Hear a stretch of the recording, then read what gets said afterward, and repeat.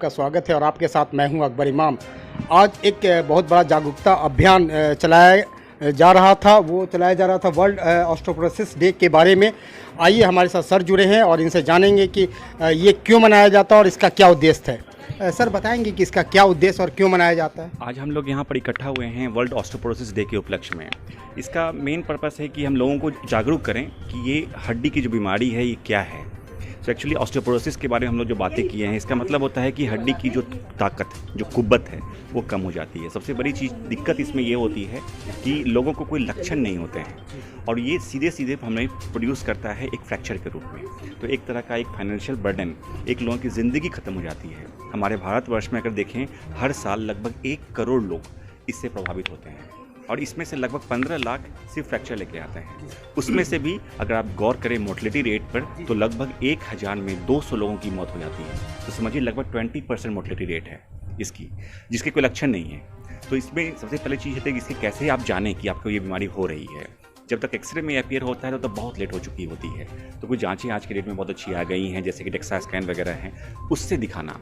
लेकिन उससे भी इंपॉर्टेंट चीज़ है इसके सिम्टम को पहचानना, इसके लक्षण को पहचानना। जैसे कि अगर आपके चलने में बहुत ज़्यादा दूर तो नहीं चल पा रहे हैं, आपके जोड़ों में दर्द हो जा रही है, आपकी रात में लगता है कि हड्डियों में कनकनाहट हो रही है, इस तरह की चीज़ें अगर हो रही हैं तो आपको ऑस्टियोपोरोसिस के लक्षण हैं। आपको इमीडिएटली जाकर अपने निकटतम किसी भी ऑर्थोपेडिक सर्जन से या कुछ जो भी फिजिशियन रहें उनसे मिलें और इसका समुचित उपाय करें। इसको प्रिवेंट करने का सबसे इंपॉर्टेंट चीज़ है कि अपनी खान पान में जंक फूड का अवॉइड करना, जैसे कि सोडा ड्रिंक्स वगैरह होती हैं, उससे आपकी बॉडी की कैल्शियम की मात्रा कमती है, उसका अवॉइड करना, उचित मात्रा में कैल्शियम का सेवन करना और सबसे इंपॉर्टेंट विटामिन डी का सेवन करना। ये तो प्रिवेंशन की चीज़ें हो गई। लेकिन अगर आपको मालूम चल गई कि आपको हो चुकी है, तब उसका निदान क्या है। तो अगर फ्रैक्चर्स होती है तो उसका इलाज तो संभव है बिल्कुल, लेकिन उसके बाद भी कुछ मेडिकेशंस आती हैं जिसको लेकर आप बिल्कुल एक normal mobile happy life lead कर सकते हैं।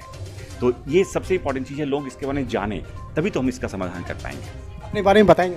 मैं डॉक्टर निशिकांत हूँ, मैं director orthopaedics and joint replacement at मेडवेजल हॉस्पिटल हूँ। करने के लिए तैयार है।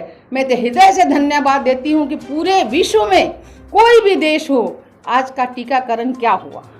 आज 100 करोड़ लोगों को टीका कहाँ मिला, तो गरीब, जिसको गरीब देश कहता है भारत, वो भारत में मिला है, दूसरे किसी बड़े सम्राट देश में नहीं मिला है। और महिलाओं की चिंता उसकी होती है, क्योंकि हमारे यहाँ संस्कार में ही है। हमारे पंडित दीनदयाल जी कहते थे कि जिसके पैर में बेबाय फटा हो, उसके दर्द को अगर कोई महसूस करता है, वही काम कर सकता है, वही सदस्य बन सकता है, वही मानव सेवा कर सकता है। और वही आज मानव, जिसकी माँ बर्तन मजती थी, जो चाय बेचता था, उसने दर्द समझा और आज महिलाओं के लिए काम की झड़ी लगा। एक वर्ल्ड ऑस्टियोपोरोसिस डे शायद बनाया गया है और इसमें बहुत सारे लोग जुटे थे, बहुत बड़े बड़े लोग डॉक्टर जुटे थे। हमारे साथ सर जुटे हैं। आइए जानते हैं सर, ये जागरूकता अभियान जो मनाया गया, इसका क्या उद्देश्य? पटना मेनोपॉज सोसाइटी और ग्लोबल ऑर्थोपेडिक फोरम ने मिलके पूरे सप्ताह में एक जागरूकता मनाया, जिसमें कि ऑस्टियोपोरोसिस जो है बहुत ही भयावह बीमारी है। धीरे धीरे वह आपके शरीर को कमज़ोर करते जाती है, हड्डियाँ कमज़ोर होती है, मांसपेशियाँ कमज़ोर होती हैं। तो इसी को उद्देश्य में रखते हुए हम लोगों ने पूरे सप्ताह एक जागरूकता कार्यक्रम रखा था। आज उसका समापन था, जिसमें कि हमारे बिहार प्रदेश के उप मुख्यमंत्री श्रीमती रेणु देवी हमारी मुख्य अतिथि थी और doctor captain Vijay Shankar Singh, doctor R Kannauji orthopaedic surgeons और डॉक्टर रेणु रोहतगी और डॉक्टर उषा डेरवानिया गायनोकोलॉजिस्ट, ये लोग आज हमारे बीच में शिरकत किए।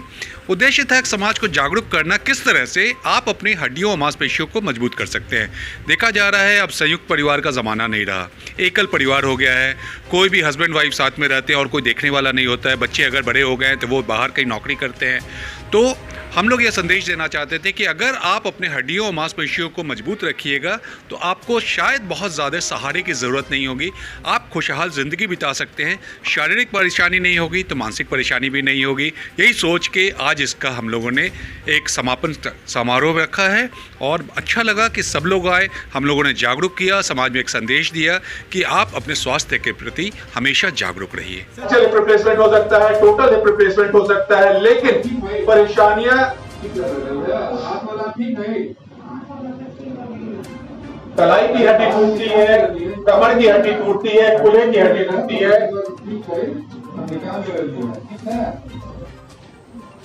और वह औरत चाहती है कि मैं किसी से झुक के घर में काम करता हूं, लेकिन तकलीफ जब होती है पीठों में तब वह उतना काम नहीं कर पाती है। घर का पोछा लगाना, घर का काम करना, आज का जिस तरह से सहयोग। इनसे सबसे पहले एक सवाल है कि मोनोपोज क्या होता है महिलाओं में, ये बताएं। मैं इनसे जानना चाहूँगा और ये बताएंगी लोगों को, महिलाओं को, कि इससे कैसे बचा जाए। मैम, ये मोनोपोज क्या होता है और कैसे बचा जाए? देखिए, सबसे पहले एक चीज़, मोनोपोज के पहले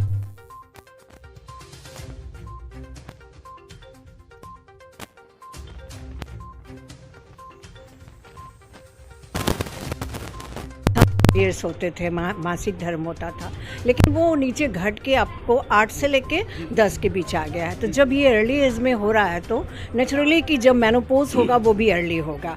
तो अब ये एकदम फिक्स नहीं कर सकते हैं कि 40-45 होगा, अर्ली में आपको थोड़ा पहले भी हो सकता है। अब हमारे दिमाग में ये चीज़ है जनरली महिलाओं को कि मेनोपोज का मतलब है महिला वाले क्वालिटी ख़त्म होगी, हेल्पलेस हो गए, अब हम नारी वाला जो हमारे अंदर था वो चीज़ें ख़त्म हो गई। ये एक सोच है हमारी। पर जो अगर सच बात ये कहें कि ऐसी कोई बात नहीं है, क्योंकि ठीक है, अब इस चीज़ को तो मानते हैं कि जब मेनोपोज होता है तो हार्मोनल चेंजेस होते हैं बॉडी में, हड्डी में, बहुत अकेलापन होता है बिल्कुल। और वो समय होता है जब महिलाएं ये सोचती हैं कि बिल्कुल अकेले हो गए हैं, बच्चे अब बड़े हो गए हैं, कोई पूछ नहीं रहा है, इमोशनल सपोर्ट नहीं, तो और मेंटली डिस्टर्ब हो जाती हैं, एंजाइटी, डिप्रेशन, फ्रस्ट्रेशन, ये चीज़ें आती हैं। पर मैं लोगों को आपके द्वारा ये बताना चाहती हूँ कि मोनोपोज होने का मतलब नहीं कि आप एक महिला के गुण को ख़त्म हो गई या आपका अस्तित्व ख़त्म हो गया। हाँ, एक बात ज़रूर महिलाओं से कहना चाहेंगे, जब शुरुआती दौर में पीरियड्स के बाद ही अपने हेल्थ को इग्नोर ना करें, फिज़िकल और मेंटल, क्योंकि जब आप फिज़िकली अपने को फिट रखेंगे तो मेनोपोज के बाद भी किसी भी बीमारी से आपको कोई प्रॉब्लम नहीं होगा। और ये हमारा मेंटल सेट है कि मेनोपोज का मतलब हम कमज़ोर हो गए, हम महिला वाले गुण से मतलब वंचित हो गए। लेकिन महिलाएं बहुत इस सब मतलब इस बीमारी के बाद बहुत सारी डिप्रेशन में जाती हैं, बहुत सारी प्रॉब्लम होती, उनको क्या मशवरा देंगे? देखिए, डिप्रेशन हमारा मेंटल सेट है। हम जितना अपने दिमाग में लाएंगे कि अभी परिस्थिति हमारे विपरीत है तो वो सोच भी मेरे शरीर को जकड़ लेगा। जैसे हम लोग जो सोचते हैं कि मेनोपोज हो गया मतलब अब किसी लायक नहीं है, तो मन डिप्रेशन हुआ, अकेलापन हुआ, इनसिक्योर फीलिंग हुई, और वही पीरियड होता, बच्चे बड़े हो जाते हैं, पति को भी टाइम नहीं होता है, इमोशनल सपोर्ट नहीं। इसलिए महिलाओं से ये कहेंगे कि महिलाएं खुद के बारे में ज़रूर सोचें, अपने हेल्थ को कभी भी इग्नोर ना करें, चाहे वो शुरुआती दौर से लेके मेनोपोज के बाद भी। अगर आप मेंटली खुद को स्ट्रांग रखती हैं। मेरा नाम डॉक्टर बिंदा, क्लिनिकल साइकोलॉजिस्ट हूँ। मेरा साइको थेरेपी सेंटर पटना में चलता है और मानसिक समस्याओं का समाधान किया जाता है। सो अभी समय आ गया है कि हम इस प्रोग्राम को वाइंड अप करें, लेकिन वाइंड अप करने के पहले मैडम मैं 2 मिनट आपका समय लेना चाहूंगी और इसको मैं फिर से रिवाइंड करना चाहूंगी कि जिस दिन मेरे हस्बैंड डॉक्टर अमूल्या मैडम आपसे परमिशन लेने गए थे कि आप इस प्रोग्राम में आ रही हैं कि नहीं, और वो जब वो लौट के आए तो मैं हॉस्पिटल के लिए लेट हो रही थी और वो मुझे होल्ड करके उन्होंने इतनी तारीफ की आपकी कि मैडम बस एक डेप्यूटी सीएम नहीं है, she is a lady, she is a housewife. तुम मिलो उनसे और तुम सीखो कि बस एक किसी फील्ड में एक्सेल कर लेना ही सब कुछ नहीं होता है। A lady has to play so much role and she is a role model for that.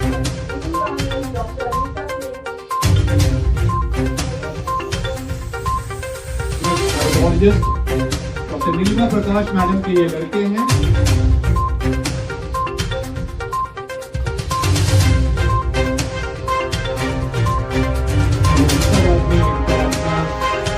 Sector में बहुत ज्यादा डिपेंड करता हूँ मेरे हॉस्पिटल के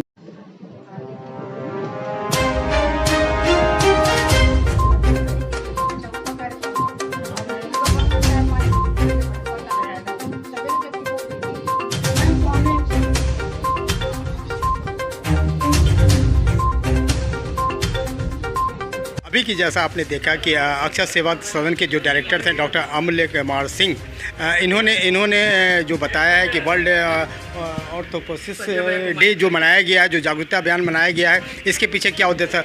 मेन उद्देश्य था कि मतलब युवाओं से लेकर के जो बूढ़े लोग होते हैं उनको अभी बहुत ज़्यादा प्रॉब्लम हड्डियों की होती है। उस हड्डियों में किस तरीके से और क्या खान पान है उससे बचा जाए, उसको खाने से या पीने से बचा जाए और उसको किस तरीके से व्यायाम किया जाए, इन सब चीज़ों पे उन्होंने बहुत काफ़ी जोर दिया है, काफ़ी बताया है। और ये सब अगर वो करते हैं तो इससे काफ़ी बुढ़ापे में उनको हड्डियों की प्रॉब्लम सॉल्व होगी और बहुत उनको आराम मिलेगी। कैमरामैन मिथिलेश कुमार के साथ मैं हूं अकबर इमाम। धन्यवाद।